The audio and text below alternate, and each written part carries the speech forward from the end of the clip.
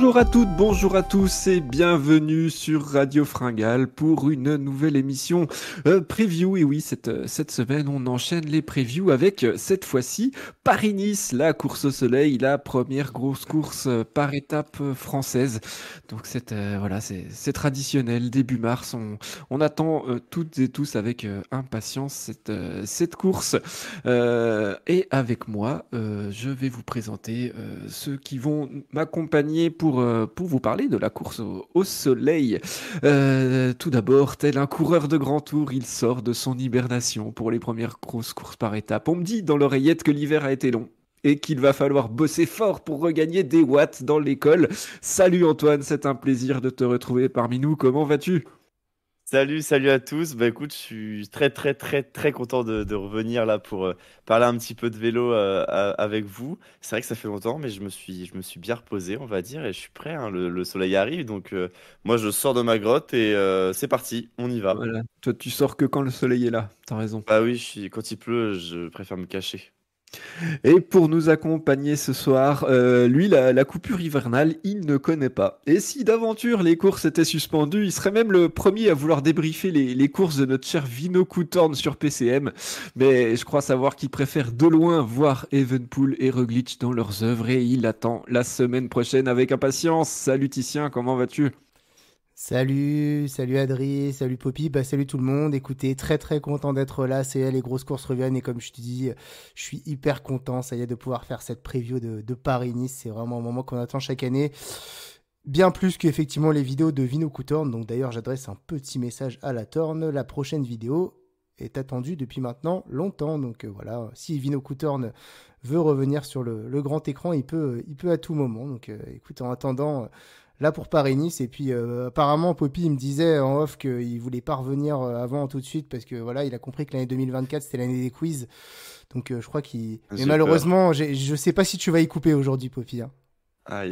Non, vous Ah n'allez merde, pas y ah là là. les gars. Aïe.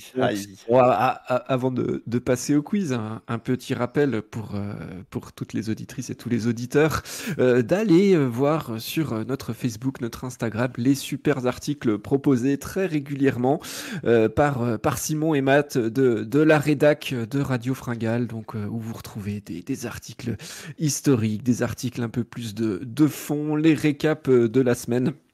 Donc voilà, on complète notre activité chez Radio Fringale. En plus des podcasts, vous retrouvez désormais des articles donc à retrouver sur nos réseaux sociaux.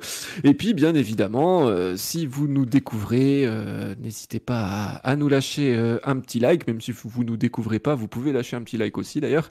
Et aussi à vous abonner. On est toujours en route tranquillement vers les 2000 abonnés. Et on aimerait bien atteindre ça tranquillement pour la campagne des classiques et le Giro. Donc merci par avance à tout le monde. Les quiz, oui, les quiz, ils sont toujours présents, messieurs. Alors, ça va être des questions, on va pas s'éterniser, mais une question à la fois.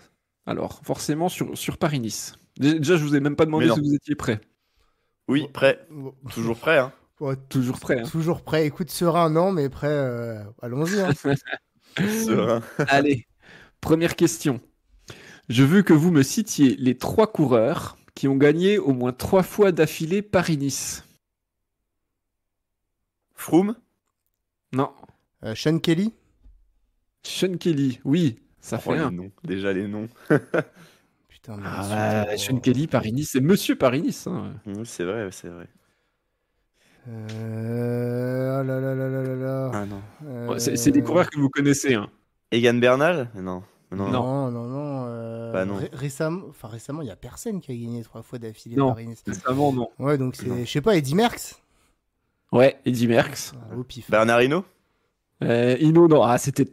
Non. Et Hinault, il a jamais gagné Paris-Nice. C'était trop tôt dans la saison pour lui, ça. Pas dans le pic de forme. Ouais, c'est ça. Non, pas du tout. Anquetil ? Non, mais c'est un Français. Mais c'est pas Anquetil. Il a gagné, mais pas d'affilée. Non, pas Fignon non plus. Jalabert ? Ouais, Jalabert. Oh. C'est le dernier à l'avoir fait. 95, 96 et 97. J'ai quand même cité des noms, faut le dire. Non, mais C'est vrai. Alors après, c'est sûr que dès que ça remonte avant 2010, c'était un peu plus en Ah peine. bah ouais, bah là tout le monde le sait. Hein. Mais voilà. Bon. Mais promis, je vais Euh, m'instruire. Question suivante. Le plus petit écart au classement général de la course est de 2 secondes. Mais entre qui et qui? Oh, je sais. Alberto Contador et Sergio Henao. Ouais, joli. Ah, j'allais dire Contador, mais j'avais pas le deuxième. Quelle année? 2017. Ah, joli, Ouais, Titien, il est magnifique. trop fort, il est trop fort. Et Magnifique. pourtant, c'est après 2010. Hein. Et ouais, bah, c'est pour ça. Hein. J'ai pas osé le dire pour pas trop vous mettre sur la voie, mais là Antoine, c'était pour toi. Et j'avais Contador par contre. Hein. Ah, ouais, c'est vrai. En même temps, Un c'est peu déjà en- mal. un peu j'ai en l'impression retard, que mais- chaque année, Ouais, Contador, il attaquait dans la dernière étape pour finir à 2-3 secondes au classement général, tout près. L'année d'après, il perd genre pour 4 secondes sur Geraint Thomas ou un truc comme ça. Ouais, c'est 2016, ouais. Ah, ou de l'année d'avant, ouais. Ouais, mais. Donc, Il adore ouais. ça. Allez, dernière question. En quelle année Paris-Nice est parti pour la dernière fois de Paris? Oh là là. Parce qu'on verra tout à l'heure, le départ cette année est au Muro et voilà, les dernières années, on a été Alors, habitués à un Je départ. sais que c'est il y a très longtemps. 2008. Non, mais c'est Non. il y a très longtemps. Ah, Enfin, parce que quand j'étais petit, moi j'habitais par là et j'allais le voir. C'était à Issy-les-Moulineaux le départ, donc j'avais 7-8 ans, donc c'était il y a bien longtemps. Je Ah. dirais ouais 95. Non, après. Ah, pas loin. 97. Non. 99. Non. Là, c'est presque du pif, quoi. Ouais, c'est du pif. Ouais, c'est beaucoup du pif. Hein. Ouais, en fait, c'est... 2001. Non, presque. Bah 2000. Ouais, en 2000. Oh, la Allez, merde. Poppy, bonne réponse. Bravo. Ça fait 24 ans là que. Oh, purée. Ouais. Mais c'est vrai que. Alors, comme Paris-Roubaix ne part plus de Paris, Oui. et ben voilà, Paris-Nice depuis 2000. Mais je pensais que c'était plus vieux que ça, moi. Ouais, Et j'aurais en dit recherchant, aussi. Ouais. En recherchant, finalement, non. On sait pourquoi ou c'est juste une question genre logistique? Non, je pense. Alors, à mon avis, c'est pour pouvoir avoir des communes autour de Paris qui peuvent financer le départ. Ok. Et c'est pour ça aussi que ça tourne. C'est un peu, si tu veux, comme la dernière étape du Tour. Oui. Ça tourne en général, ça part d'une banlieue, puis d'une autre Mais- ville de banlieue. Mais maintenant, ça part loin parce qu'avant, c'était à Issy-les-Moulineaux, c'était quand même assez proche de Paris. Maintenant, tu vas Mhm. carrément en Vallée de Chevreuse et tout, quoi. Donc, Ouais. mais Bah t'es plus en du banlieue, coup, ça leur permet de commencer directement avec une étape Ah bah, c'est clair. assez difficile et transition magnifique Oui. pour la présentation du parcours, Titien. Et oui, tout à fait. Ben, en fait, le parcours de Paris-Nice qui va partir cette année de la belle cité de la belle ville des Mureaux. Je ne sais pas si vous connaissez du tout. Enfin, moi, j'ai découvert cette ville de départ cette année. Je ne sais pas si c'est la première fois qu'ils partent de là. Ça me dit rien du tout. Je ne sais pas si vous avez plus d'infos que moi. Mais toujours est-il que voilà, effectivement, on aura une première étape vallonnée et non une première étape toute plate. Alors, rien de bien méchant, effectivement, mais si ce n'est que voilà, il y aura une succession de petites côtes de 1 à 2 km, voilà, sachant que c'est une boucle hein, autour des Mureaux, et puis dans le final, on va dire dans les 30 derniers kilomètres, on va avoir quelques petites côtes on a joué 1 km à 10%, 2,6 km à 5%, donc voilà, sachant que le sommet de la dernière difficulté est à 12 km de l'arrivée. Donc je dirais une étape, et puis il faudra voir les conditions météo. Sur des débuts de Paris-Nice, j'ai souvent souvenir de conditions difficiles, donc une première étape pour sprinter costaud, on va dire, et puis peut-être, pourquoi pas, la chance pour certains punchers déjà de tenter leur chance. Voilà, en tout cas, il faudra avoir des grosses cuisses, mais des grosses cuisses qui permettent d'encaisser les efforts difficiles. Donc on devrait avoir du spectacle pour cette première étape de Paris-Nice, et on enchaînera le lendemain avec cette fois-ci, bah voilà, j'ai envie de reprendre la fameuse phrase de Pro Cycling Manager, du plat et encore du plat entre Thoiry et Montargis, 177 km dénué de difficultés. Donc sur une étape comme ça, sur Paris-Nice, on connaît, voilà, je pense qu'on va traverser beaucoup de plaines, et le danger, ce sera le vent. S'il y en a, bah voilà, ça peut être une étape carnage, et puis sinon, ce sera voilà une petite procession jusqu'à un sprint royal, et c'est d'ailleurs la seule étape vraiment toute plate de ce Paris-Nice, avec probabilité d'un sprint massif en peloton complet très très forte. Donc il faudra en profiter pour les sprinteurs, parce qu'ils n'auront peut-être pas énormément d'occasions. Troisième étape, et tout de suite on rentrera déjà dès ce début de Paris-Nice dans le dur du sujet, un contre-la-montre par équipe autour d'Auxerre. Donc on partira d'Auxerre et on reviendra dans la ville pour finir. Une bonne distance, puisque 27 km quand même pour une épreuve d'une semaine, c'est pas mal, hein, quand même comme distance. Contre la montre par équipe, alors qu'il sera, on va dire qu'il sera assez plat, même si voilà, on voit que dans la première partie du chrono, il y aura des petites bosses, mais voilà, rien de bien méchant, même si la deuxième fait quand même 2 km à 4,5, 5%, donc attention quand même à pas perdre des équipiers là-dedans. On sait toujours que dans l'exercice chronométré et du chrono par équipe, dès qu'il y a une bosse, ça peut facilement désorganiser une équipe, mais toute la deuxième partie du contre-la-montre est en faux plat descendant jusqu'à retourner dans les rues d'Auxerre. Donc là, clairement, les gros rouleurs, les équipes qui vont venir avec des machines à rouler, elles feraient bien de les préserver et de rester unies dans cette première partie plus difficile, parce qu'ensuite elles pourront dérouler et envoyer les watts jusqu'à la ligne d'arrivée. En tout cas, voilà, ça sera vraiment le premier temps fort pour le classement général. Et petite information importante, si vous aviez déjà suivi Paris-Nice l'année dernière, c'est la contre-la-montre par équipe, mais ce sera le temps du premier coureur qui sera pris pour l'équipe et non le temps du quatrième ou cinquième coureur comme on a l'habitude de voir. Donc l'année dernière, vous avez pu voir que ça avait donné des stratégies assez différentes dans les équipes. On se souvient de l'équipe UAE qui avait lancé Pogacar, qui avait fini tout seul, Gaudu qui s'était accroché dans la route Stefan Kung. Donc à voir voilà les stratégies que mettront en place les équipes pour que les leaders fassent le meilleur chrono possible sur ces 27 km. Et puis il ne faudra surtout pas se reposer pour les leaders, parce que dès le lendemain, deuxième gros temps fort du classement général, une magnifique étape, on peut le dire, entre Chalon-sur-Saône et le Mont-Brouilly, plus de 3000 mètres de dénivelé sur 180 km et un enchaînement de bosses, alors cette fois-ci qui seront bien plus dures que celles de la première étape. On sera beaucoup sur des bosses entre 3 à 4 km à 6-7%. Il y aura même des bosses de 2 km à 9%. Donc voilà, le Mont-Brouilly qui va être répété 2 fois dans l'étape, ça va être très très difficile. La course, à mon avis, devrait vraiment s'accélérer. Voilà, dans l'avant-dernière ascension du Mont-Brouilly, on sera à 40 km de l'arrivée et la course devrait se décanter ici, puisqu'elle est suivie ensuite du col du Fût d'Avena, qui est un col qui a été traversé, il me semble, plusieurs fois par le Tour de France. Et là, on est sur une vraie difficulté, 5 km à 7,3% de moyenne. Donc voilà, il pourrait déjà y avoir des velléités dans ce col, puisqu'on sera plus qu'à une vingtaine de kilomètres de l'arrivée, redescendre du col du Fût d'Avena et on se présentera tout de suite au pied du Mont-Brouilly, l'ascension finale, 3 km à 7,7% de moyenne. Donc une ascension vraiment faite pour les punchers grimpeurs, on va dire. Et vous verrez que quand on décrira le plateau, il y en a des punchers grimpeurs sur ce Paris-Nice. Donc voilà, il faudra, vous me direz ce que vous en pensez après, mais à voir si, étant donné que c'est la première étape vraiment difficile, les leaders oseront se découvrir de loin, ou alors est-ce qu'ils attendront la toute dernière ascension du Mont-Brouilly. En tout cas, il devrait y avoir du spectacle ce mercredi 6 mars sur les routes de Paris-Nice. Et puis ensuite, écoutez, on va enchaîner avec 2 étapes pour, j'ai envie de dire, les deux pour baroudeurs et sprinters. C'est-à-dire que voilà, entre le jeudi, entre Saint-Sauveur de Montagu et Sisteron, on aura une étape pas très compliquée, mais quand même avec des petites bosses par-ci par-là, un final voilà, pas très difficile, mais au milieu de l'étape, il y a cet enchaînement de petites difficultés qui n'a rien d'insurmontable. Mais est-ce que déjà en milieu de semaine, avec des organismes fatigués, les équipes de sprinters sauront contrôler l'échappée? Ça reste à voir. Toujours est-il que s'il y a une deuxième étape à prendre pour les sprinters, ce sera peut-être celle-là. Et puis celle du lendemain qui arrive à la Colle-sur-Loup, elle est un petit peu plus difficile, je trouve, avec des ascensions un peu plus pentues, notamment à une trentaine de kilomètres de l'arrivée. Là, on a 2 km à 10% de moyenne.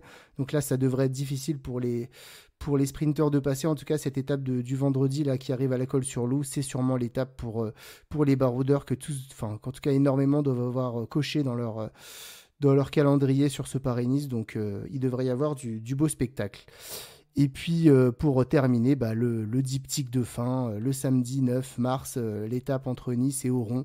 Alors là, une étape de montagne classique, c'est-à-dire que voilà, on aura un col, le col de Saint-Martin-la-Colmiane, en plein milieu d'étape. Mais à mon avis, tout devrait se dérouler dans la dernière ascension finale de la course, la montée d'Oron, 7 km à 7,2%. Donc voilà, une vraie course de côte de grimpeurs. Voilà, en tout cas, les favoris devraient vraiment se jouer ce Paris-Nice ici. Et s'il reste des écarts très serrés et quelques coups de seconde, la course pourrait jouer à coups de seconde le lendemain. puisqu'entre Nice et Nice, on aura une étape accidentée, la traditionnelle étape de fin de Paris-Nice, seulement 110 km, mais un enchaînement de côtes, la côte de Berre, les Alpes, le col de Peille, enfin, vous connaissez bien cette côte de Peille, parce que Contador, dans ses grandes années, attaquait souvent dans cette côte sur Paris-Nice pour tenter de renverser le général. Et puis pour finir, le col des quatre chemins, voilà, abordé par une partie très difficile à près de 15%. Donc voilà, une étape toboggan, montagne russe qui s'achèvera dans les rues de Nice et qui ne sera pas sans nous rappeler sans nous rappeler, en tout cas sans nous faire penser à l'étape finale du Tour de France qui arrivera également par Nice en passant par le col d'Est. Donc non, voilà une belle dernière étape de Paris-Nice qui pourrait encore tout chambouler au classement général. En tout cas, moi, mon avis, c'est que c'est un parcours assez classique, mais en même temps assez intéressant. Pour un Paris-Nice, je trouve qu'il y a vraiment qu'une seule étape plate et beaucoup d'étapes compliquées, donc la fatigue va beaucoup jouer. Voilà, donc un parcours très, très dynamique. Déjà, je voulais savoir ce que vous deux vous en pensiez, et puis si parmi toutes ces belles étapes, il y en avait une qui avait retenu votre attention. Je pense que dynamique, c'est le mot. Les étapes sont assez intéressantes dans leur profil, avec beaucoup d'étapes, j'ai envie de dire, où on a pas mal d'enchaînements. Ce qui est assez plaisant, parce que ça ouvre beaucoup la porte à pas mal de scénarios. Honnêtement, je pense que quand même, l'étape qui m'intéresse, qui me plaît le plus, en tout cas dans le profil, c'est cette étape qui finit au Montbrouilly, justement, avec, à partir du kilomètre 80, 88, 90. L'enchaînement en fait de plusieurs petites montées, au final 4 km à 6%, 6,7%, ensuite on a des passages à 9%, 7,7%. Enfin voilà, ça s'enchaîne pas mal et je trouve que ce genre d'étape sur un groupe d'échappés peut amener un scénario un petit peu voilà, dans le doute jusqu'à la fin, c'est-à-dire on peut vraiment s'attendre à tout dans ce genre d'étape. Que ce soit aussi dans la bagarre entre les favoris, peut-être à l'arrière. En tout cas, moi, c'est l'étape qui me plaît le plus sur le profil, sur le papier. Après, dommage, on en a parlé un petit peu en off, mais dommage qu'elle soit là que en milieu, enfin qu'elle arrive aussitôt en fait en milieu de Paris-Nice. Mais en tout cas, j'aime beaucoup ce profil d'étape, ouais, très punchy sur la fin et qui ouvre beaucoup de possibilités en termes de scénario. C'est vrai que c'est une étape intéressante. Elle me fait un petit peu penser dans sa philosophie à la fameuse étape des murs qu'on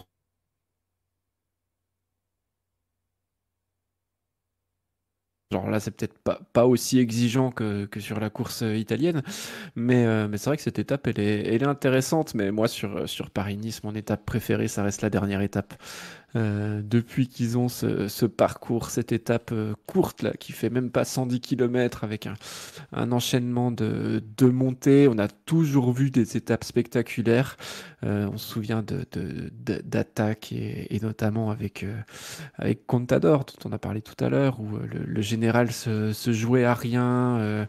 Et, euh, et je trouve que jusqu'à cette dernière étape, et je pense que cette année, ça va être quand même très, très serré, ça on va en parler tout de suite avec nos favoris. Et je pense vraiment que cette dernière étape peut être un gros game changer. Donc moi, ouais, c'est vraiment celle-là que j'attends avec le plus d'impatience sur Paris-Nice, beaucoup plus que celle de la veille qui en général... alors c'est assez classique, hein, là, la semaine dans son avancée, dans comment est-ce que les étapes se présentent. Et la veille, l'étape du samedi, ça ressemble quand même beaucoup à une course de côte où on pourrait allumer la télé à 10 km de l'arrivée et puis on a rien loupé. Le dimanche, c'est pas du tout le cas et on est même dégoûté que la retransmission commence si tard en général parce qu'il s'est déjà passé plein de trucs avant la prise d'antenne. Donc ouais, moi, gros hype sur cette dernière étape. Ouais, bah je suis d'accord avec toi. Juste pour conclure, ouais, je suis d'accord avec ce que dit Poppy aussi. Tu vois, j'aurais bien aimé cette étape d'Oron là, bah voilà, en milieu de semaine pour décanter la course juste après le chrono et créer des écarts. Et puis que l'étape du Mont-Bruy, si tu vois, peut-être le samedi avant celle de Nice, c'est parce en fait, on sait ce qui va se passer. L'étape du Mont-Bruy, ça devrait se jouer dans le Mont-Bruy, et du coup, l'étape d'Oron, c'est déjà quasi sûr que ça se jouera dans Oron, donc ça aurait créé un peu plus d'incertitude. Mais à part ça, voilà, c'est un très très beau parcours, mine de rien. Je trouve qu'il n'y a aucun jour où on devrait s'ennuyer. Et puis même sur l'étape qui est vraiment toute plate, s'il y a du vent et on peut l'espérer, bah voilà, ça va être super. Donc de toute façon, Paris-Nice, c'est toujours une très belle course pour lancer la saison World Tour. Donc non, très très content du parcours cette année. Et bah maintenant qu'on a bien décortiqué le parcours, on va pouvoir passer à nos listes de favoris. Donc, on va dans un premier temps vous présenter le coureur que l'on voit gagner. Alors, qui veut commencer? Euh, Vous bah, voulez? bah vas-y, j'y vais. Puisque moi, Allez, fonce. j'ai pas pris beaucoup de risques en fait, hein, pour donner mon favori, mais mon favori ce sera Primoz Roglic. Pourquoi Primoz Roglic? Bah, enfin, sans m'étendre trop longtemps, c'est l'as des as sur les courses d'une semaine. Il les a quasi toutes gagnées. Je crois qu'il lui doit lui manquer qu'un seul Tour de Suisse dans toutes les courses par étapes World Tour d'une semaine qu'il a disputé. Il maîtrise son sujet. Voilà, il sera à la tête d'une équipe Bora avec notamment Alexander Vlasov en lieutenant de luxe, qui pourra créer des mouvements pendant que lui sera dans son rôle préféré, celui de sniper dans le peloton, à suivre les autres et à flinguer. Voilà, les ascensions d'Oron ou du Mont-Bruy, elles lui conviennent parfaitement. Voilà, c'est des ascensions qui restent assez courtes, assez pentues. C'est parfait pour lui. Bon, voilà, je pense que la Bora, ils ont montré cette année qu'ils avaient une grosse équipe, à voir avec qui ils vont venir exactement, en plus de lui et de Vlasov, et ce que ça peut donner par rapport aux autres favoris, et notamment à l'autre favori dont vous allez parler après, Remco Evenepoel, sur le contre-la-montre par équipe. C'est peut-être l'interrogation. Je pense que Roglic, le meilleur format pour lui, c'est s'il peut être devant les autres favoris au soir du Mont-Bruy, et donc ça veut dire avoir fait un bon chrono la veille, pour ensuite être dans une position plutôt défensive. Donc en tout cas, de par son histoire avec les courses d'une semaine, de par son profil et de par le profil de Sparini, je trouve que voilà, Primoz Roglic, c'est l'assurance tout risque en termes de victoire sur les courses d'une semaine comme Paris-Nice. Donc, même si il n'a pas eu de chance sur cette course par le passé, il a réussi il y a 2 ans à conjurer le sort. Donc, si tout se passe bien, moi je le vois quand même comme le grand favori. Il sera pas forcément spectaculaire, mais il sera là au rendez-vous et il marquera les points quand il faudra, et il ira chercher avec quelques secondes d'avance ce Paris-Nice. Donc pour moi, je vote Primoz Roglic. C'est vrai que c'est assez impressionnant quand on se retourne sur rien que sur sa saison 2023, puis les saisons précédentes aussi. Mais l'année dernière, il fait sa rentrée à Tirreno. Il explose tout le monde, il gagne 3 étapes, il remporte le général. Après, il enchaîne avec le Tour de Catalogne où il bat Remco Evenepoel d'ailleurs dans un formidable duel. Et ensuite, après, il enchaîne avec le Giro. Après, post-Giro, reprise, Tour de Burgos, bam, il claque le Tour de Burgos. Il fait 3 de la Volta derrière ses deux équipiers. Et ouais, non, clairement, Roglic. Alors, la petite interrogation pour Roglic, c'est son changement d'équipe. Et ça, on a tous hâte de le voir avec la Bora. Est-ce que ça va aussi bien tourner qu'avec la Jumbo? Pour moi, c'est vraiment le seul point d'interrogation, outre le fait que maintenant il a 34 ans, Roglic, donc à voir à partir de quel moment est-ce qu'il aura une suite de carrière à la Valverde, ou est-ce que son déclin arrivera un petit peu plus tôt. Ça, on ne sait pas. En tout cas, on lui souhaite que ça arrive le plus tard possible. Mais oui, c'est sûr que Roglic, une bonne assurance sur ses courses d'une semaine. Paris-Nice qu'il a remporté en 2022 après avoir été presque maudit, hein, sur ces dernières étapes. Et j'en parlerai tout à l'heure, mais moi je pense justement que Roglic peut peut-être tout perdre sur cette dernière étape. Mais ça, je vais déjà laisser Poppy, que tu nous dises ce que tu penses de Roglic. Bah, valeur sûre, hein, Primoz Roglic, Tiziana l'a dit, sur les courses d'une semaine, il est vraiment plus qu'impressionnant. Mais c'est vrai que ce changement d'équipe, bah, ça reste intéressant. C'est voilà, l'équipe Bora, c'est pas l'équipe Jumbo-Visma, enfin maintenant Visma Lease Bike. Mais voilà, je pense que c'est là le gros facteur intéressant de la course. Il y a aussi des adversaires qui seront là. On sait comment fonctionne Roglic sur ce genre de course, donc voilà, et il va être surveillé, il va être à surveiller, et ouais, c'est clairement l'un des favoris de la course, si ce n'est le favori de la course. Et ben moi je vais vous si on a fini sur Roglic, je vais Mhm. présenter son principal adversaire selon moi. Je veux bien sûr parler de Remco Evenepoel. Alors Remco Evenepoel, on sait qu'il a pour objectif en cette année 2024 le Tour de France. Et ben il va faire pour la première fois une course par étape en France avec Paris-Nice cette année. Donc c'est une découverte même des routes françaises hein, quasiment. Donc ça va être intéressant de le voir surtout face à Roglic parce que pour moi, il a déjà montré qu'il était hyper en forme là dans sa rentrée au Portugal. Vraiment sur le Tour d'Algarve, il a été excellent. Alors après, battu sur les deux arrivées au sommet par Martinez, oui. Mais ouais, je pense que Remco, il a un petit avantage par rapport à Roglic. Pour moi, je le vois sur cette dernière étape où je vois bien justement Remco peut-être aller qui aura eu un petit peu de retard, notamment sur les étapes qui correspondent plus à un puncher, où Roglic sera peut-être allé chercher quelques bonifs, peut-être qu'après le chrono, il y aura eu des secondes d'avance pour Roglic, encore que, bon, ça, on sait pas forcément, hein, parce qu'à la Soudal Quick Step, il y aura des gars comme Cataneo ou Lampart qui roulent aussi très fort, donc c'est pas dit que Evenepoel ne gagne pas du temps sur Roglic. Mais en tout cas, cette dernière étape autour de Nice, là, que j'aime beaucoup, je pense qu'elle peut favoriser une offensive de loin d'un coureur comme Remco, qui pour moi serait plus à même de faire ça et de tout tenter pour reprendre le maillot à Roglic dans le final. Et, euh, et ouais, sa forme est hyper rassurante et voilà, ça reste Remco Evenepoel qui peut quand même attaquer n'importe quand. Et pour le coup, on est aussi, tout comme Roglic, sur une belle référence sur les courses d'une semaine. Donc, ça va être hyper intéressant de voir ce duel, surtout qu'on va être sur des profils variés tout au long de la semaine, hein, entre l'arrivée au sommet qu'on aura le samedi à Oron, des étapes plus pour puncher comme on aura au Montbrouilly. Donc voilà, mais pour moi, un petit avantage à Roglic, mais je pense que ça sera vraiment à Evenepoel, oh, le lapsus, Ouais, ouais. à Evenepoel, mais je pense que voilà, face à Roglic, ça sera serré jusqu'à la fin de la dernière étape. Non, Ouais, c'est sûr. Vas-y, Titien, vas-y. non, non, vas-y, t'étais lancé. Et bah ouais, j'allais dire le profil s'y prête bien pour Remco, notamment dans cette dernière étape avec bah, des bosses assez courtes, enfin des montées assez courtes et assez pentues. Il est capable de partir de loin, hein, on l'a déjà vu sur Liège-Bastogne-Liège une année et sur d'autres courses également.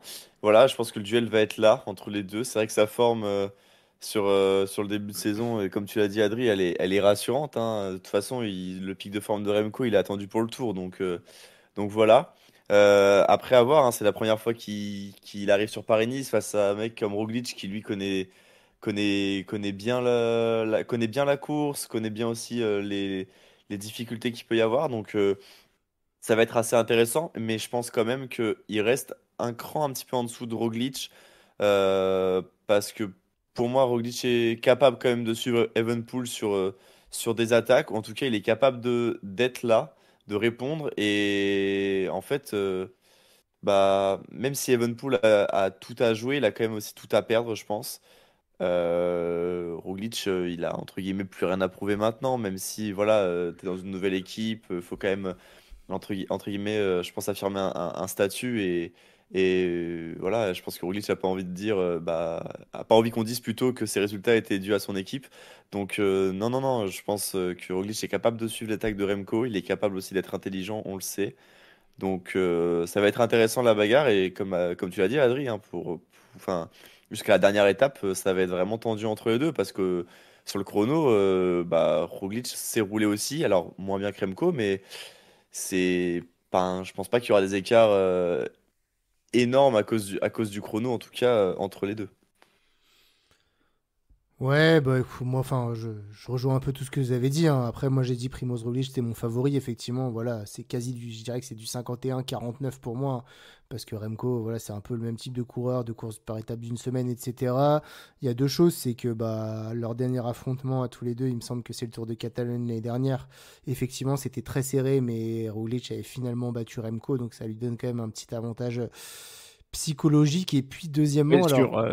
juste, je te coupe, oui, sur une semaine sur la Vuelta et sur le Giro, Oui, ils s'étaient affrontés sur oui, les deux oui. grands tours l'année dernière, Avec mais les c'était aussi circonstances Roglic qui sont. était arrivé devant au classement et puis abandon de Remco sur le Giro. Ouais, ouais, je sais pas si c'est comparable, mais en tout cas sur une course d'une semaine, Non, non, je pense effectivement, pas. ils ont quand même cette référence sur une course World Tour et ils étaient très très semblables en termes de niveau. Et puis la deuxième chose, effectivement, alors je suis d'accord que la dernière étape avantage Remco. Attention quand même parce que Remco, voilà, on a toujours un petit doute sur ses capacités de récupération et je trouve que Paris-Nice c'est une course très dure. Faudra voir également la météo, mais enfin souvent les états de forme et c'est assez rare sur une course d'une semaine sur Paris-Nice, il change beaucoup de. Enfin, je me souviens de Contador, les années où justement il fait ses remontada à la fin, bah, en début de semaine, il est pas du tout le plus fringant. Et en fin de semaine, avec ses super qualités de récupération, bah, c'était le plus fort, quoi. Donc Remco, oui, il y a beaucoup d'étapes et notamment la dernière qui lui convient. Faudrait voir si effectivement c'est peut-être le coureur qui récupère le mieux ou alors si voilà, il peut encore avoir des problèmes de récupération qui fait qu'il peut pas totalement exploiter son potentiel. Enfin, moi, quand je l'avais vu, en fait, Remco à la Figueira Classique, là, en début d'année, la Classique au Portugal, qui avait explosé la concurrence, et bah, je m'étais dit, bah, au Tour d'Algarve, il va mettre 30 secondes à tout le monde dans les montées. Et puis finalement, en fait, tu te rends compte que c'est pas tout à fait pareil sur les courses par étapes, voilà, et je pense qu'il doit y avoir aussi un facteur récupération qui rentre en compte. Donc, c'est pour ça que je me dis que voilà, Primoz Roglic avec son expérience, si voilà, encore une fois, ça se trouve, il est pas du tout en forme ou son changement d'équipe il va l'affecter, mais en partant du principe qu'on a toujours le même Primoz Roglic, je le mets un petit cran au-dessus de Evenepoel, mais en tout cas, ça devrait être un magnifique duel. Mais ce duel va être arbitré peut-être par quelqu'un que tu vas nous présenter, Antoine. Ouais, tout à fait. Moi, j'ai choisi Carlos Rodriguez. Carlos Rodriguez, qui est un coureur qui est encore jeune, c'est vrai. Mais au vu du dernier Tour de France, en fait, je pense qu'il a quand même acquis une certaine maturité maintenant. Voilà, on sait que Carlos Rodriguez, c'est un coureur qui pourra potentiellement aller jouer la victoire dans des grands tours. Et pour avoir, enfin, il faut passer par des courses d'une semaine comme Paris-Nice pour aller gagner des grands tours. Et je pense que voilà, même si les résultats sur le Grand Camino bah, laissent un peu à désirer pour Carlos Rodriguez, je pense qu'il a quand même cette faculté d'être capable de rivaliser avec les meilleurs. Voilà, c'est un coureur qui peut prendre les bonnes roues, qui est capable aussi de faire les bonnes échappées tout seul s'il faut. Voilà, Carlos Rodriguez, il peut perdre du temps, mais derrière, il peut aller regagner ce temps sur une autre étape. Sur les montées, en tout cas, je le trouve très très très bon. Il arrive facilement, on va dire, à trouver son rythme. Il est capable aussi d'accélérer quand il faut, de placer les bonnes attaques. Non, non, c'est un coureur qui, je pense, aura son mot à dire dans ce Paris-Nice. Euh, les deux stars, on va dire, les deux favoris, ça reste Remco et Roglic, évidemment. Mais du coup, dans ce rôle un petit peu de troisième rideau, bah, je pense que Rodriguez, il est bien à cette place-là. Pour l'instant, il est bien à cette place-là parce que ça lui permet un petit peu, je trouve, d'avoir une certaine liberté. Dans le sens où on sait qu'il est fort, mais il n'est pas forcément, enfin, moi, je le vois pas forcément comme ultra attendu. Ce qui fait qu'en fait, il peut hein, vraiment s'exprimer pleinement sur cette course. Et voilà, je pense qu'il est capable de tenir le rythme sur les différentes étapes. Sur l'avant-dernière étape, bah voilà, les montées longues, on sait que ça lui convient bien. Donc, je pense que ça peut être assez intéressant. Et pour l'étape 8, bah voilà, ça va être la grosse bataille. Une étape assez courte, mais je pense que Carlos Rodriguez, il est capable de justement bien gérer cette semaine de course pour arriver dans un bon état de forme à cette dernière étape. Et pourquoi pas bah, être capable de suivre Remco et Roglic. Mais en tout cas, je pense qu'il peut vraiment avoir ce rôle ouais, d'arbitre, comme tu l'as dit, Adri, dans cette semaine de course.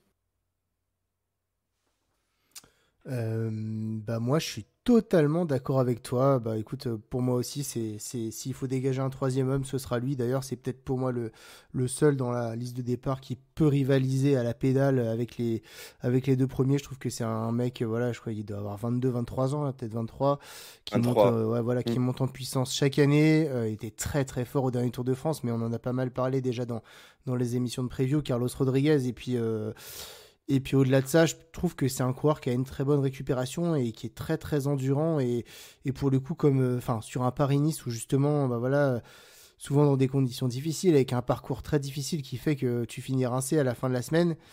Bah justement, je pense que c'est un coureur qui est pas, tu vois, dans une dernière étape où beaucoup de coureurs pourraient sentir les effets. Voilà, lui, je le trouve très très bon, tu vois, dans les enchaînements de col, dans cette capacité à avoir une bonne résistance, etc. Donc moi, je suis bien d'accord et voilà, c'est impossible de le mettre au départ au même niveau que Roglic et Evenepoel à mon sens parce que c'est deux monstres qui ont un palmarès pour l'instant supérieur et qui sont également plus âgés.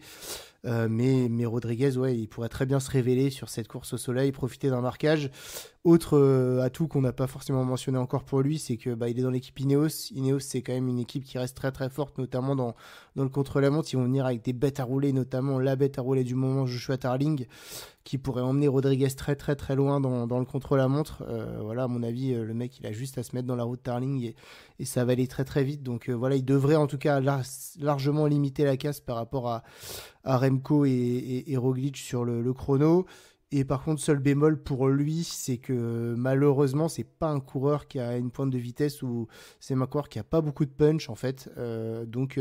Sur une course comme Paris-Nice qui se joue souvent à la seconde et où il faut, enfin, voilà, faut savoir sprinter en haut des bosses et il faut savoir faire la différence. Et à mon avis, c'est peut-être quelque chose qui peut lui manquer, mais tu vois, dans mon scénario de course, je vois bien un Rodriguez qui fait une très très grosse dernière étape et qui peut aller jouer les troubles faits. Donc je suis bien d'accord avec toi. Ouais, moi, je suis d'accord avec vous dans l'ensemble. Après, je suis juste pas rassuré par son début de saison. Il nous a pas habitués comme ça à passer à côté de courses d'une semaine. Il avait l'habitude sur les 2 dernières saisons d'être très régulier. Et là, alors bon, on sait au Grand Camino, les conditions de course étaient très difficiles et voilà, pour une reprise, ça lui a peut-être pas forcément convenu. Mais voilà, le petit bémol est à voir, et c'est pas dit que sur Paris-Nice, des fois, on a quand même un temps tout pourri aussi. Donc, à voir comment il aura récupéré de cette semaine-là, et puis voilà, dans quel état de forme il se situe là. Après, c'est pas si par malheur pour lui, il passe à côté de son Paris-Nice, ça remet pas du tout en question ses compétences et sa capacité d'arriver après en forme au Tour de France. Mais voilà, c'est pas pour l'instant. Ouais, moi voilà, je suis pas hyper rassuré par sa condition. Donc, donc, je vais suivre ça avec intérêt, bien sûr.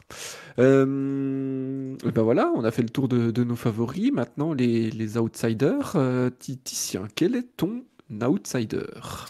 Bon, c'est bon, moi j'en ai déjà parlé puisque j'avais mis Carlos Rodriguez voilà, comme principal outsider derrière les favoris. Donc Bon, pas plus à dire, j'attends les vôtres avec impatience maintenant. eh ben, il y a une logique. Bah, du coup, Poppy, tu peux enchaîner alors avec ton outsider. Et bah, allons-y, allons-y. Moi, mon outsider, j'ai choisi un coureur qui m'a pas mal impressionné sur cette dernière course, c'est Peyo Bilbao. Peyo Bilbao, on le connaît, hein, bah voilà, profil du grimpeur espagnol. Mais sur l'UAE, dans la dernière étape, je l'ai trouvé assez impressionnant. Voilà, c'est lui qui allait à l'attaque, c'est lui qui tentait. Alors oui, il était derrière O'Connor qui était leader virtuel, mais voilà, il a osé. On sait qu'il a un bon coup de pédale aussi. C'est un peu le même profil que Rodriguez en fait, mais en moins jeune, j'ai envie de dire. Voilà, ce profil du grimpeur qui peut enfin, qui tient correctement dans les montées un petit peu longues, un petit peu plus de difficulté dans le punch, mais je trouve qu'il a cette bonne forme. En tout cas, au vu de l'UAE Tour qu'il a proposé, il a cette bonne forme et il a une équipe autour de lui qui est quand même assez intéressante avec Jack Egg et puis la Buitre qui vont être là pour l'aider en montagne. Voilà, je pense il aura un petit peu cette capacité voilà, à être aussi un petit peu en troisième rideau comme Carlos Rodriguez. Alors, je le mets quand même un petit peu derrière, évidemment, mais c'est un coureur aussi qui est capable de prendre les échappées, souvent les bonnes échappées. Non, non, c'est un profil qui est vachement intéressant pour ce Paris-Nice. Et moi, je pense que Pio Bilbao, il est pas oublié dans cette course-là. Alors après, je sais pas si la Bahreïn va plutôt jouer sur Buitrago ou pas, mais en tout cas, si Bilbao est le leader désigné, je pense vraiment que ça peut être très intéressant de le suivre sur cette course. C'est intéressant ce qui est intéressant avec Bilbao, c'est que c'est vraiment aussi un coureur de course par étape d'une semaine. Sur Mm. les grands tours, il a jamais forcément était en lutte pour un podium au général, par exemple, mais sur les courses par étapes d'une semaine, alors c'est pareil, il est jamais là pour la victoire, mais il est toujours hyper bien placé, il a un paquet de podiums au général aussi, et pour le coup, c'est un coureur qui a l'habitude de réussir ses débuts de saison. Alors on le voyait plus ces dernières années sur Tirreno, je crois que c'était 2020, la dernière fois où il est venu sur Paris-Nice. Mais ouais, c'est clairement une bonne cote. Lui, on a l'impression que vraiment les années passent, mais ça change pas du tout sa façon de courir et ses capacités. Et pour le coup, je suis ouais, pareil, bien, pas impressionné, mais Ouais, il est agréablement bien. sur son début de saison. Voilà, sur l'UAE, comme tu l'as très justement dit, il a été bien en canne sur cette dernière étape. Donc à voir, et je pense que Paris-Nice, c'est une course qui lui correspond bien en termes de profil. C'est pas un pur grimpeur, mais il sait être à l'aise dans l'école. Il a quand même du punch, il a une pointe de vitesse pour pouvoir gagner des étapes sur un petit groupe à régler au sprint, par exemple. Et ça peut bien se passer, donc pourquoi pas une petite surprise Peyo Bilbao. Ouais.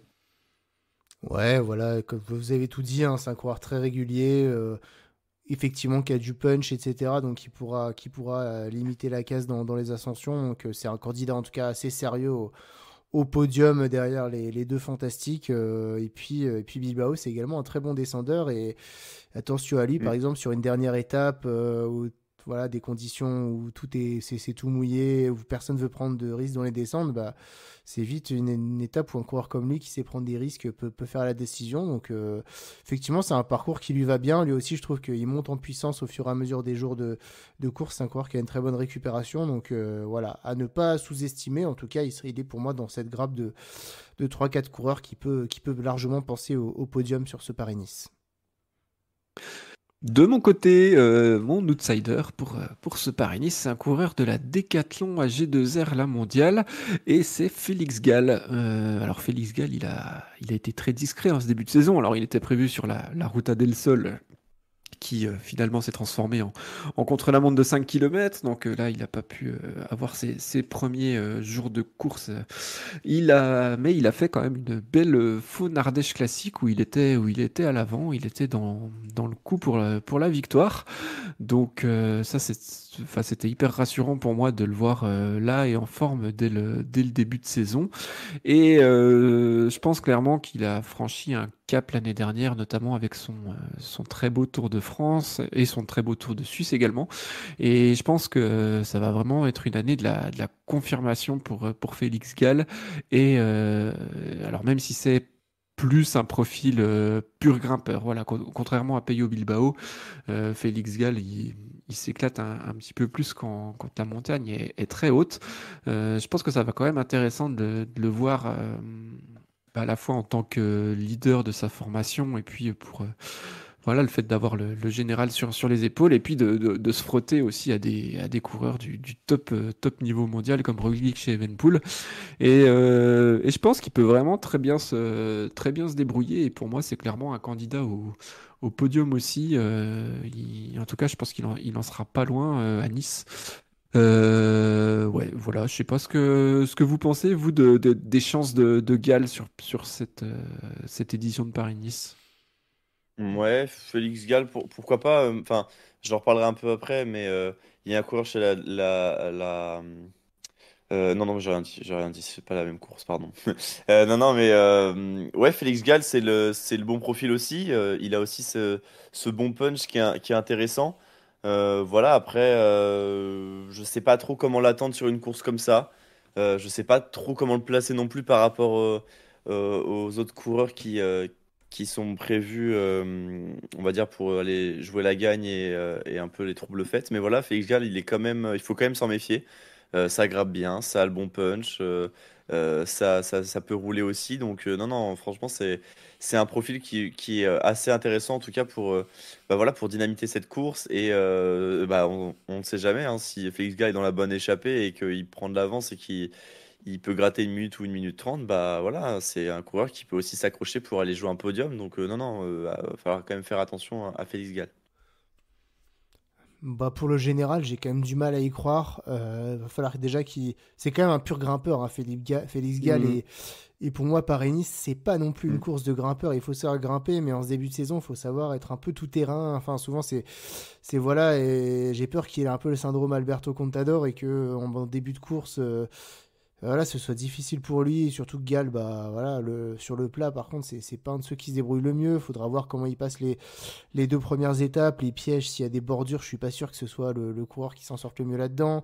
Je sais pas, le contre-la-montre par équipe, alors certes, tous les AG2R, ils volent depuis le début de l'année, mais je pense quand même que l'équipe va perdre beaucoup, beaucoup de temps par rapport aux grosses cylindrées du peloton, donc j'ai peur que ça le mette déjà loin au classement, et que malheureusement, ensuite, les côtes qu'il y a sur ce Paris-Nice soient pas assez longues pour un coureur comme Félix Gall, même si, voilà, peut-être pour une victoire d'étape, un top 5, voilà, mais en fait, je sais pas, tu vois, on m'aurait dit un tour de Catalogne, un tour de Romandie ou un tour du Pays Basque, bah oui, mais un Paris-Nice, je sais pas si c'est forcément une course adaptée à Félix Gall, donc maintenant à lui de me donner tort, mais j'ai du mal quand même à y croire, moi, à ce coureur sur une course comme Paris-Nice. Ok, eh ben on verra. En tout cas, je pense que ça va quand même être intéressant de l'observer, même si c'est sûr que c'est pas forcément ce qui correspond le plus à son profil. Bah voilà, face à des gros leaders et je pense qu'en termes de prise d'expérience aussi en vue des grands tours, Ah oui, c'est sûr. euh, ça il va falloir qu'ils s'en servent, qu'ils s'en servent. Eh ben on peut passer à nos surprises potentielles, nos une étoile. Titien, quel est le coureur que tu vois nous surprendre cette semaine? Bah, nous surprendre, je sais pas. En tout cas, moi, je me vois pas parler d'une course comme d'une course World Tour de ce niveau-là sans mentionner l'équipe enfin l'équipe Visma Leasebike, pardon. Et pour l'instant, on l'a pas fait. Et il faut toujours se méfier de l'équipe Visma Leasebike, même quand leurs top leaders sont pas là. Et c'est pour ça que moi, ma grosse cote, on va dire, pour un podium carrément sur ce Paris-Nice, c'est Matteo Jorgensen. Matteo Jorgensen qui a fini dans le top 10 l'année dernière, quand ils ont encore partie de l'équipe Movistar, qui est qui était très très fort. Enfin voilà. Bah déjà en fait, j'ai du mal à considérer que il y aura pas un coureur de l'équipe Visma pour jouer les tout premiers rôles et lui ça me semble le plus indiqué dans l'équipe pour le faire. Il a l'expérience, une course comme Paris-Nice, les premières étapes, il va très très bien les passer. On l'a vu là sur les classiques comme le Newsblad ou Kurn. Bah voilà, il est sur le plat dès qu'il y a du vent, etc. Il est là, il est très costaud. Le contre-la-montre, on connaît la Visma Lease Bike, ça va aller très très vite et il devrait en ressortir très bien placé. Je pense que c'est un très bon spécialiste de la moyenne montagne. Et puis, comme je disais, pour moi, Paris-Nice, voilà, on a vu des mecs comme Benoît, par exemple, les années d'avant, qui étaient très, très forts à Paris-Nice. Voilà, des mecs un peu comme ça, comme Soren Kragh Andersen, qui ont réalisé des excellentes performances. Donc, pour moi, c'est aussi une course un peu de gazier, de mecs hyper costauds, hyper endurants et un peu tout terrain. Et pour moi, Matteo Jorgensen, il remplit toutes les cases. Je pense qu'il a passé un gros step. Bon, on l'a vu déjà, il était impressionnant hein, sur les Flandriennes. Et ouais, je les vois bien avoir passé ce palier qui va lui permettre là ici d'accrocher alors à minima un top 5 pour moi, mais peut-être même un podium. Tout dépendra de son début en fait de Paris-Nice. Mais ouais, ouais, enfin moi, voilà, je le vois bien en tout cas comme la surprise pour aller battre des mecs plus attendus comme Bilbao, Rodriguez ou Schielmos par exemple et aller chercher le podium. Il sera très bien entouré. Donc ouais, moi je vote Matteo Jorgensen pour la grosse cote et j'annonce même un podium de Matteo Jorgensen sur ce Paris-Nice. Ouh, ça y est, Le voyant, ça y est, Voilà. la ça boule de y est, tu t'es cristal. enflammé, ça y est, tu t'es Ah, il emballé. faut Et s'enflammer, il voilà, faut du panache, du Tout était panache. bien, podium. tout était bien, Tout, Titien, tout, sauf la tout allait fin. pas trop mal jusque-là, et là, bam, Le on beau finit podium. sur un podium de Jorgensen. Non, mais en vrai, Jorgensen, c'est le profil aussi très intéressant. Quand on le voyait chez Movistar, c'était vraiment le coureur enfin, quand on le voyait courir, c'était vraiment, j'avais pas envie de dire impressionnant, mais tu vois, voilà, ça peut grimper, ça peut rouler, ça a le bon punch aussi. Enfin, c'est un j'allais dire c'est un Félix Gall en mieux, mais j'abuse un peu, je pense. Mais il a aussi ses qualités de descendeur, faut pas l'oublier. Enfin, Jorgensen, ça descend vraiment bien et ça aura son importance, je pense, dans ce Paris-Nice-là. Il est aussi dans une bonne équipe qui a souvent des bonnes stratégies. Donc, non, non, c'est vraiment quelqu'un qui est très intéressant. Il a aussi ce côté un peu accrocheur, bagarreur, voilà, qui se donne à 200%. Moi, je me souviens de quand il chute sur une étape du Tour de France où, voilà, potentiellement, il pouvait aller chercher la gagne. Bah voilà, il continue quand même à aller à se battre pour remonter seconde par seconde. Il lâche rien. Enfin voilà, c'est un coureur qui a vraiment, je trouve, un profil intéressant. Et on l'a vu sur les Flandriennes aussi, plutôt fort. Donc ça prouve qu'il est en forme en ce début de saison. Donc non, non, franchement, coureur à suivre aussi. Je suis d'accord avec toi, Titien. J'irai pas là jusqu'à le placer sur un podium, mais en tout cas, ça peut être la grosse cote de cette course. Ouais, ouais, non, mais c'est vrai que en tout cas, il s'est très très bien intégré à sa nouvelle équipe, hein. On l'a vu sur le week-end d'ouverture belge là. Et bah, il est à l'avant, Jorgensen, et puis voilà, il est offensif. Alors là, c'était sur un terrain de classique belge. On va voir sur Paris-Nice s'il est capable de faire. C'est vraiment un couteau suisse, ce coureur. Il fait quand même huitième l'année dernière, donc c'est pas rien en finissant très bien, en faisant une belle dernière étape aussi. Donc non, non, ça, c'est sûr que c'est un coureur qu'il faudra surveiller, qui sera parmi les tout meilleurs, surtout que bah là pour l'instant, alors là, à l'heure où on enregistre, enfin sauf si vous l'avez les gars, mais moi j'ai pas la compo définitive de la Visma. Mais voilà, on pense qu'il sera le leader. Donc, bon, quand on est leader de la Visma sur une course d'une semaine, clairement, il y a de belles choses à faire. Il sera forcément bien entouré. Poppy, Ouais, comment vas-tu nous surprendre cette fois-ci? comment je vais vous surprendre? Eh bien, en sortant un nom que tout le monde connaît, j'ai choisi David Godu. David Euh, Godu. et oui, David Godu. Surprends-nous, hein. C'est très la surprise.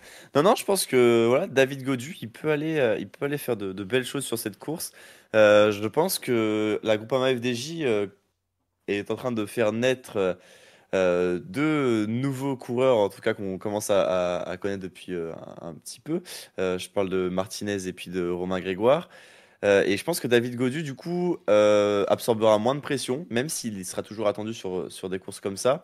Mais pour moi, il y a moins de pression dans le sens où tu as d'autres coureurs qui, derrière, peuvent s'aligner sur des courses et potentiellement dans le futur essayer de jouer la gagne.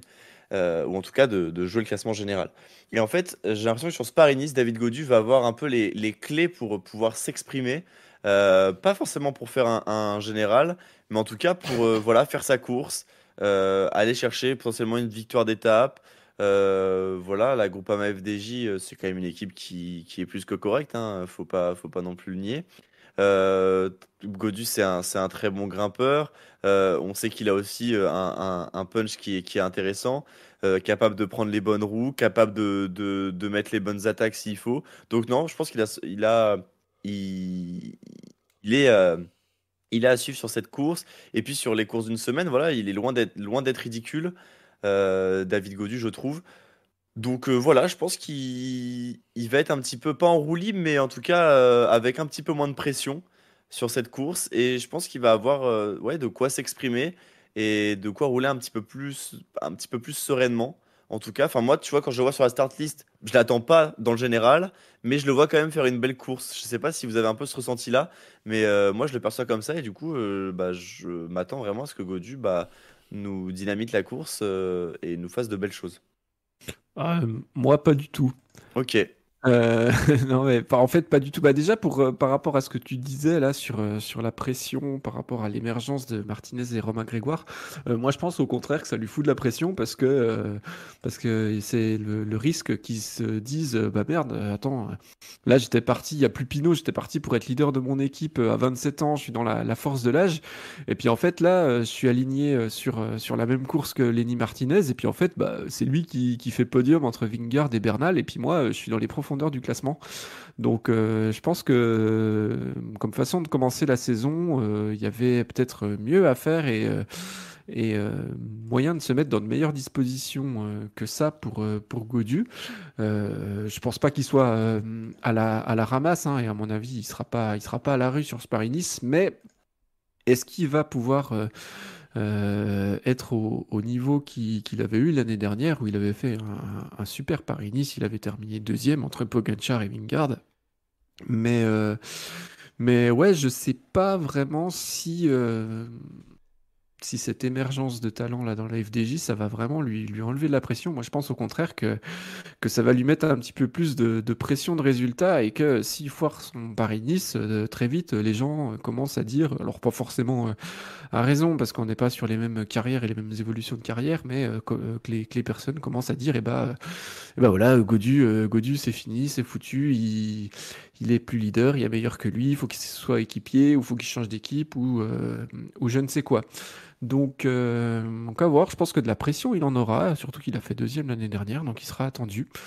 Euh, il nous a déjà montré par le passé qu'il était capable de faire de grandes choses, hein, bah voilà, sur n'importe quelle course. Donc on l'attend, mais je pense que là il arrive à une saison qui est un petit peu charnière, Gaudu.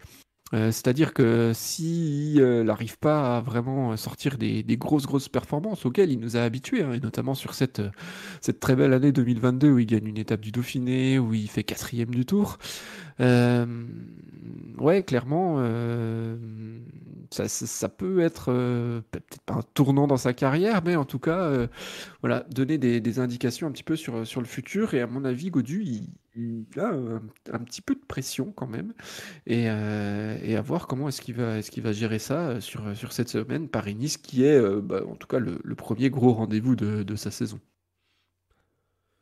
Ouais, vous avez tout dit. Je suis assez partagé. D'un côté, je l'attends pas du tout. Mine de rien, ça fait un an qu'il a fait sa grosse performance sur Paris-Nice l'année dernière, et puis depuis, pas grand-chose. Écoute, en fait, j'en attends rien, donc Qu'il te prenne. ouais, voilà, qui me surprennent, et je serais agréablement surpris s'il retrouvait un. Enfin, vu ce qu'il a fait les dernières, finalement, le potentiel est là, donc à lui d'arriver à retrouver ce niveau qui lui a permis de faire ce Paris-Nice, mais je l'attendais pas non plus forcément fort l'année dernière, et puis il était très très fort, donc écoute, j'en attends rien, donc j'espère pour lui qu'il va me surprendre et qu'il va retrouver un super niveau qui va lui permettre de jouer le podium. En tout cas, pour moi, si David Gaudu, sur une course comme ça, il peut pas jouer le classement général, ce serait quand même décevant. La petite faille par rapport à les dernières dans l'équation pour lui, c'est que j'ai l'impression que cette année, Stefan Kung n'est pas au départ. Et l'année dernière, Stefan Kung, je sais pas si vous vous souvenez, mais il l'avait tracté pendant le chrono. Enfin, Gaudu, il était dans sa roue, il était à plat la latte pour le suivre là, et Kung, il avait fait un super chrono cette année. Bah, mine de rien, venir sans Stefan Kung, bah, c'est une grosse perte pour le chrono. Donc, ouais, il va falloir être fort pour David Gaudu, parce que je trouve qu'il a quand même moins d'armes, en tout cas au départ cette année, que l'an passé. Donc, comme j'ai dit, à lui de me surprendre, mais j'en attends pas forcément grand-chose, à vrai dire.